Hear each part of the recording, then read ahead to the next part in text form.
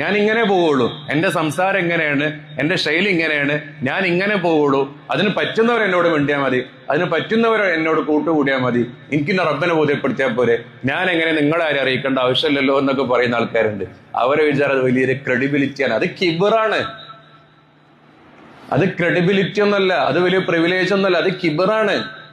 അതൊക്കെ മാറ്റണം. നബി സല്ലല്ലാഹു അലൈഹി വസല്ലം തങ്ങൾ പറഞ്ഞെന്താ, ഒരു മനുഷ്യൻ മരണപ്പെട്ട് കഴിഞ്ഞാൽ ആ മനുഷ്യനെ കുറിച്ചൊരു 4 ആള്, അയ്യോ അയാൾ പോയത് മോശമായി പോയി, അയാൾ ഉണ്ടായിരുന്നെങ്കിൽ നല്ലൊരു മനുഷ്യനായിരുന്നു, ഇന്ന കാര്യങ്ങളൊക്കെ അയാളെ കുറിച്ച് നടന്നിരുന്നു, അയാളുണ്ടെങ്കിൽ അതിലൊക്കെ ഉഷാറായിരുന്നു പറഞ്ഞാൽ വജബത്തു ലഹുൽ ജന്ന, അയാൾക്ക് സ്വർഗ്ഗം നിർബന്ധമായി എന്ന് അഷ്റഫുൽ ഖൽഖ് റസൂലുള്ളാഹി സ്വല്ലല്ലാഹു അലൈഹി വസല്ലം തങ്ങൾ പറയാണ്.